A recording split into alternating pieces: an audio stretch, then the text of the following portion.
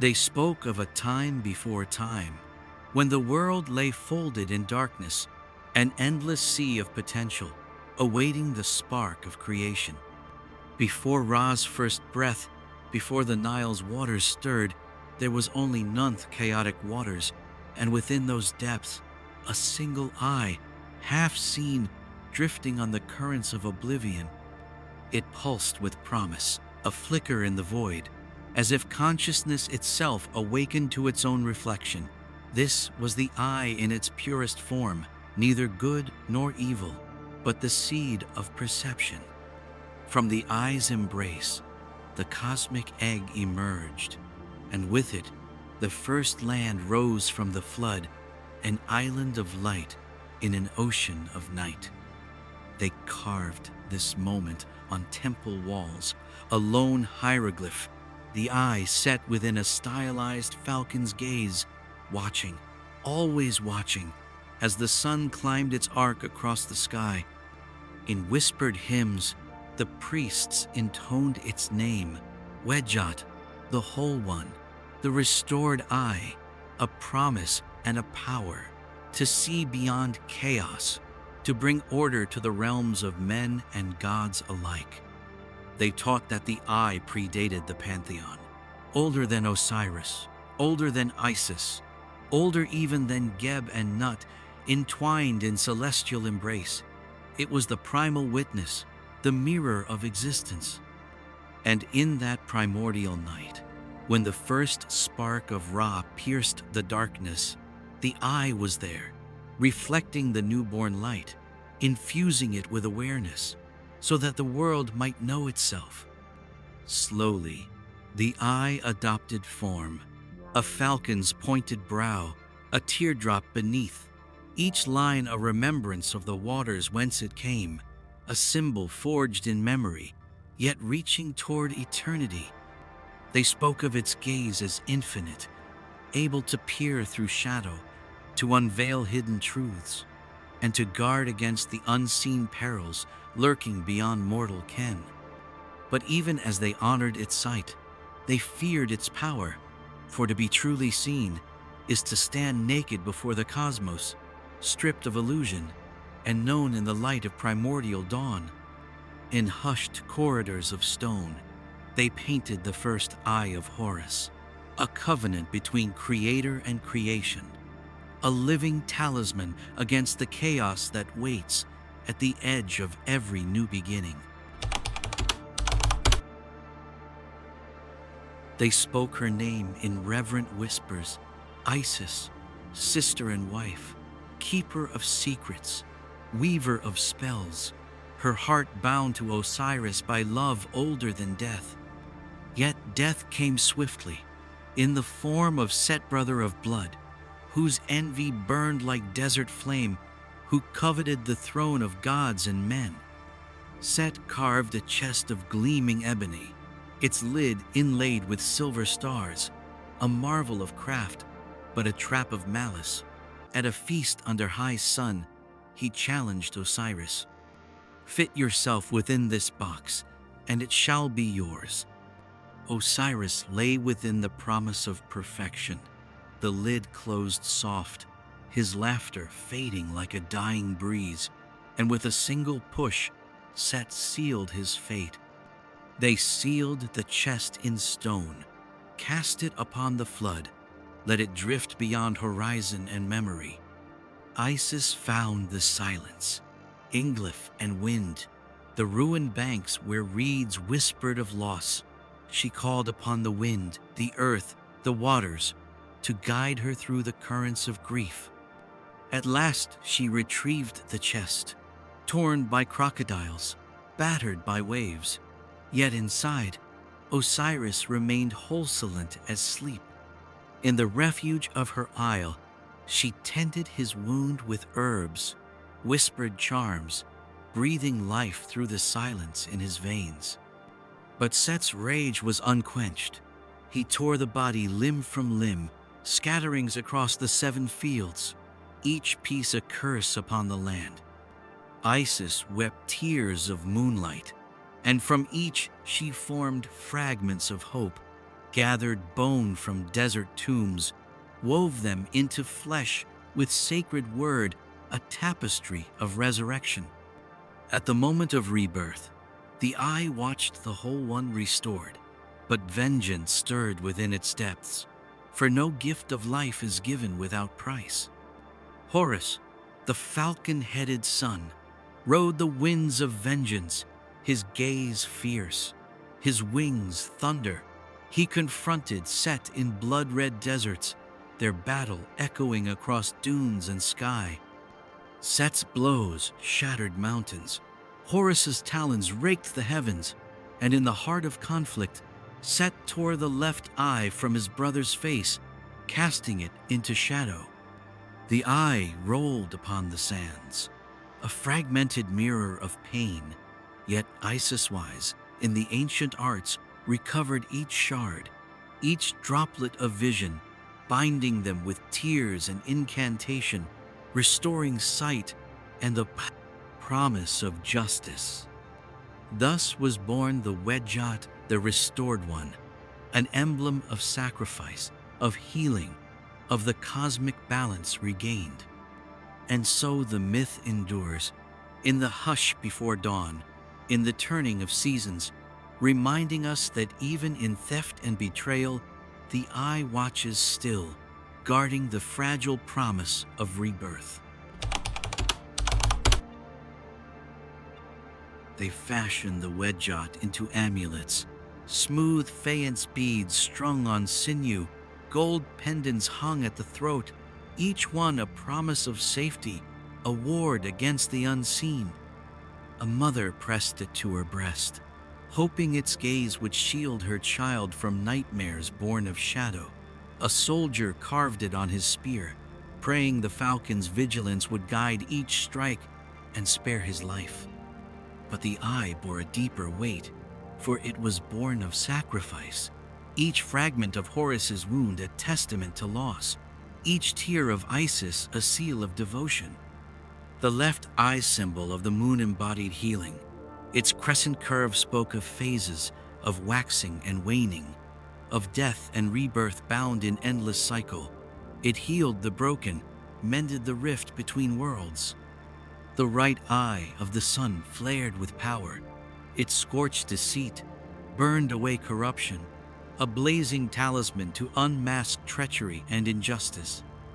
Together, they formed a balance. The left to comfort, the right to chastise, a duality woven into every human heart.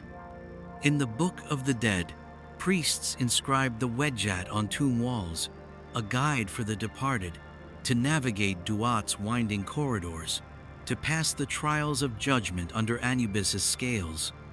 They painted it at the prow of boats, crossing the western waters, that the eye might watch the river's edge, keeping malevolent spirits at bay.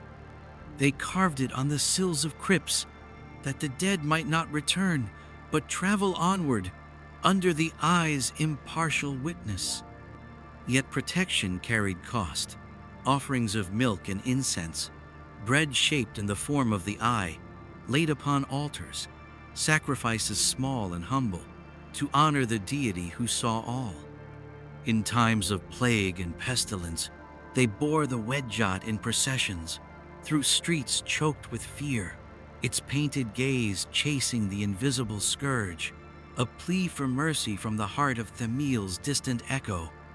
And in the temple sanctum, priests enacted rites of sacrifice, a living falconet's eye veiled until the final moment, released beneath the midday sun, a living symbol set free, its flight, a benediction for those who sought the eye's grace.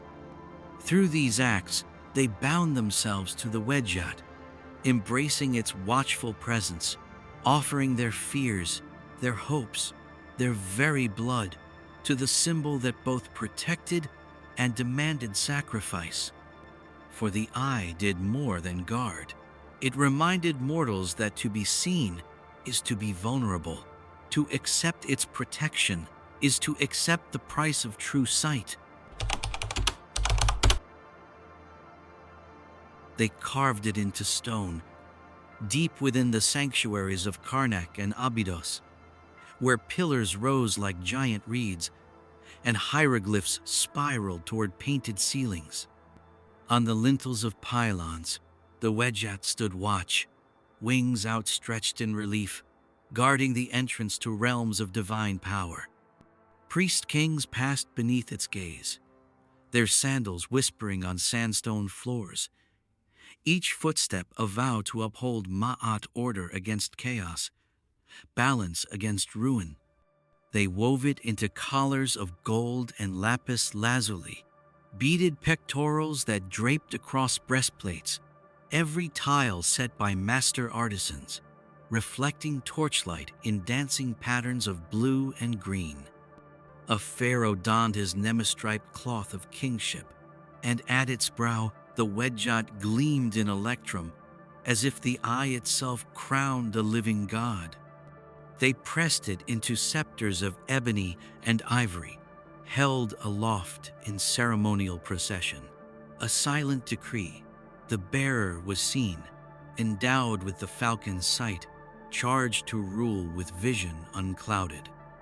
In the tombs of queens and princes, they painted the Wedjat on sarcophagus lids, its indigo form set against ochre fields, a promise that even in death, the eye would accompany the soul.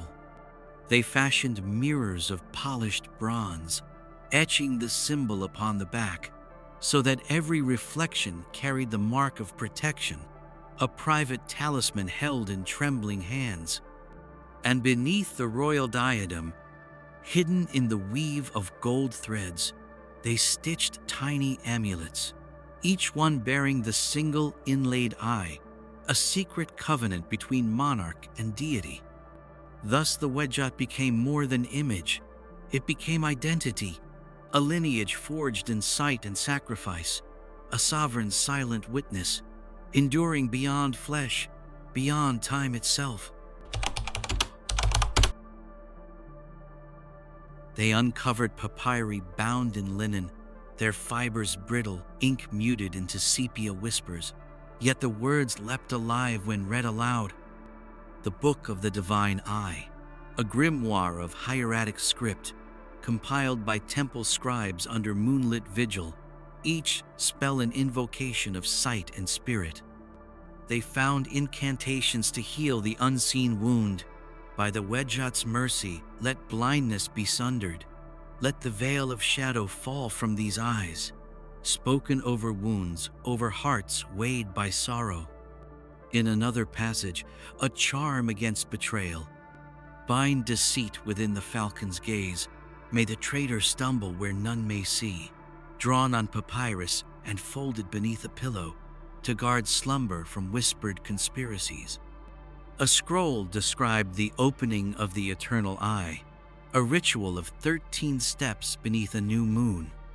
Censers of lotus and frankincense, drawings in ash and honey, the anointing of oil distilled from sacred alabaster, all to transform a mortal's gaze into divine vision. They read of bindings of the hidden one, knotted cords woven around a figurine of clay, each knot an oath to truth, each loop a vow against illusion. These they carried into courts and council chambers, silent. Talismans of power. There were rites to summon Horus's council. A golden brazier set in a circle of consecrated salt, seeds of blue lotus strewn like offerings, and a single feather suspended on silver thread, a whispered question, a breath held, until the feather quivered, pointing the seeker's fate. In the pyramid texts, inscribed deep in subterranean halls, the eye recurred as guide through Duat's labyrinth. Let the Wedjat shine its path, that the soul may pass the jackal's judgment and stand before the throne of Osiris. Priests spoke of the eye's resonance, a frequency beyond mortal sound, vibrations of order woven into the cosmos. They used tuning forks of electrum, struck at dawn atop temple roofs, to attune mind and body to the divine harmony. Yet magic carried risk. A mistranslation warned of a gaze unbound, when the practitioner, consumed by vision, became blind to the world. The eye turned inward, devoured both seer and sight. They found an erasure ink scraped away in one margin, a dire note scrawled by a trembling hand. Beware the one who seeks to command the eye, for command becomes obsession, and obsession is the true blindness. They closed the scrolls gently, hearts pounding with reverence and fear, for the Eye of Horus was not mere symbol, it was a living force, a flame of sight that could illuminate or burn away the soul. They carried the eye upon papyrus scrolls and through temple gates, beyond the sun-washed banks of the Nile, into lands where olive trees whispered of foreign gods. Greek sailors first glimpsed its shape painted on caravan wagons, worn as pendants by merchants crossing desert sands. They saw its hollow stare and felt its weight in the palm of their hand. In the marketplaces of Naucratis, Egyptian artisans taught Hellenes the fine art of faience. Small amulets glazed in turquoise and lapis, each Wedjat fashioned with a new flourish. A laurel wreath above the brow, a scorpion's tail curling beneath the teardrop. Philosophers spoke of its meaning in the Agora, comparing its all-seeing gaze to their own search for truth. They called it the omphalos of vision, a point where mortal knowledge met divine insight. Some inscribed it on column drums, blending hieroglyph with Greek meander, as though the symbol itself bridged two worlds. In the halls of Alexandria, under the shadow of the library's domes, scholars cataloged its forms, translating Wedjat into Gamma Roamium Mu Alpha Tauitas Oseitas Grammates Opsis, the letter of sight. They wrote treatises on its geometry, noting how the curve of the brow echoed the orbit of planets, how the tear mark resembled a constellation of distant stars. Temples to Isis rose in Corinth and Ephesus, their porches carved with lotus and papyrus, bearing the eye above their thresholds.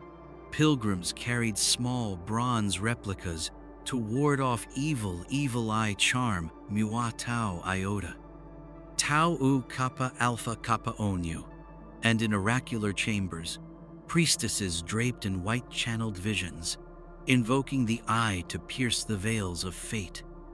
Roman legionaries, hardened by war and stone, bore the Wedjat on shield bosses, trusting the falcon's gaze to reveal hidden ambushes and protect against blades struck in the dark.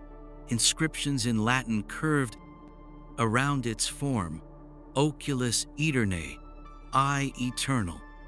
The symbol wove itself into early Christian art, not as deity but as allegory, a single eye within a triangle, a nod to divine providence, yet bearing echoes of Horus's vigilance.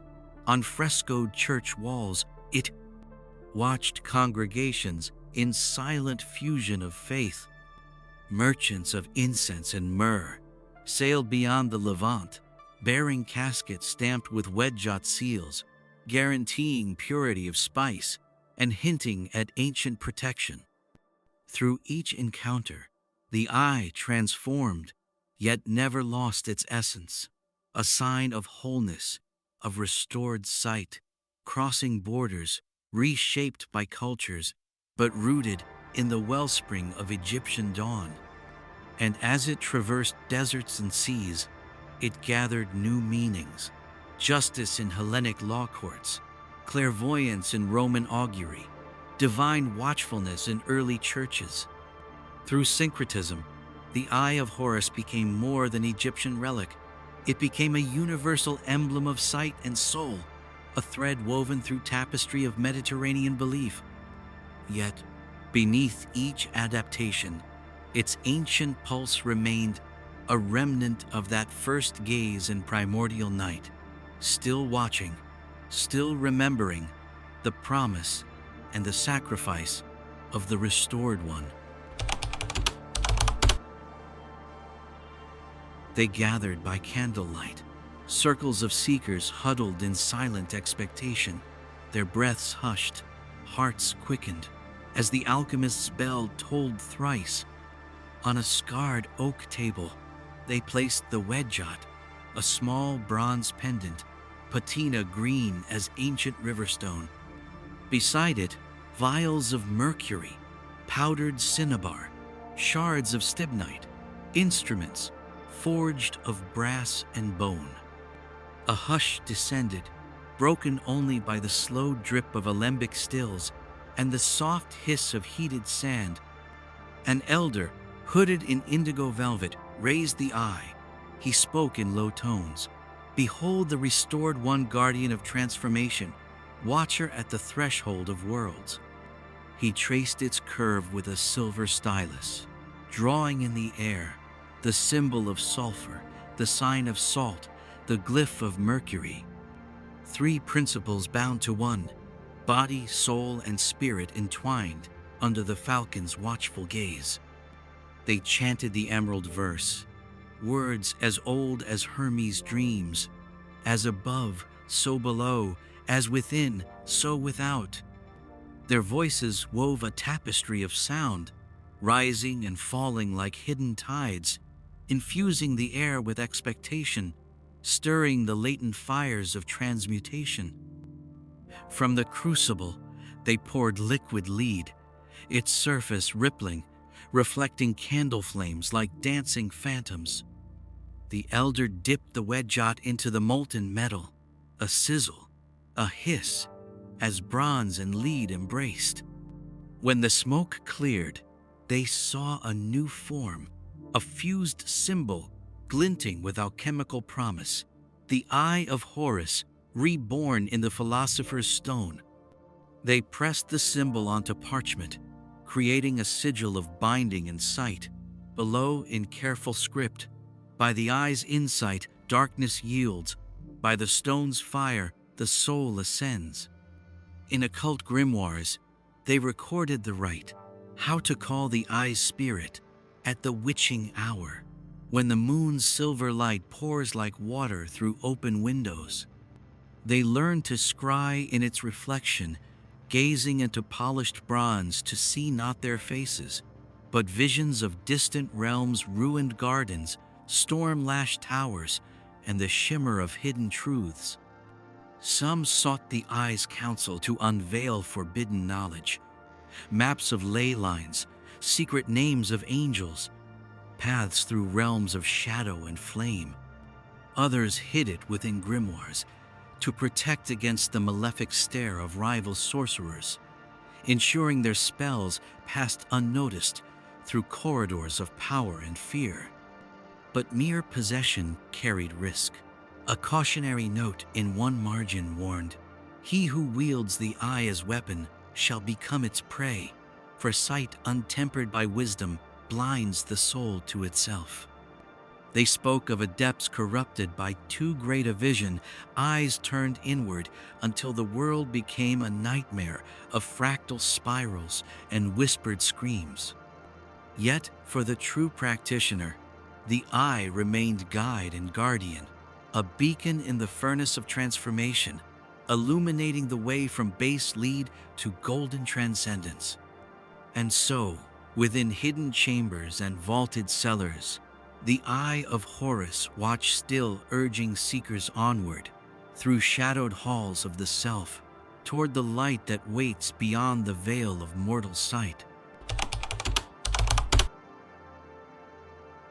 They painted on alley walls, in riotous colors sprawling across concrete canyons, a stylized eye, its lines warped into graffiti tags, a vigilante's signature, a scream against silence. On gallery walls, contemporary artists reimagined the Wedjat in neon loops, mixed media collages blending circuit boards and feathers. Their canvases pulse with irony, the ancient protector reborn amid digital ruin. In film and television, the eye appears as cipher and omen, a flash of symbolism in frame after frame. A tattoo on a secret agent's wrist, an insignia on a dystopian regime's flag, a spectral glow in a conjurer's chamber. Audiences lean forward, searching their own reflections in the screen's flicker. Streetwear brands co-opt its curves, emblazoned on hoodies and sneakers, the eye reduced to fashion's fetish, a talisman stripped bare of ritual weight, yet even stripped, it lingers, a hint of watchfulness in the fabric fold. And then the conspiracy, the whispered cult of data watchers. They claim the eye endures in satellite grids, pixels arranged in swirl patterns tracking every step. Big Brother wears the Wedjat now, a guardian turned jailer. They hide it in plain sight, on corporate logos, on smartphone icons, an all-seeing sentinel in the palm of your hand. Cryptocurrency tokens bear its image, iCoin. They call it a joke or a warning. Smart contracts sealed beneath its gaze, as if ancient magic codes peer through blockchain's glass. In virtual worlds, avatars don the eye as headgear. Digital falcons gaze, scanning for threats, a nod to its protective promise and a testament to its adaptability. Meanwhile, scholars debate, is this homage or desecration? Does the Wedjat survive as symbol or collapse under the weight of endless reinvention?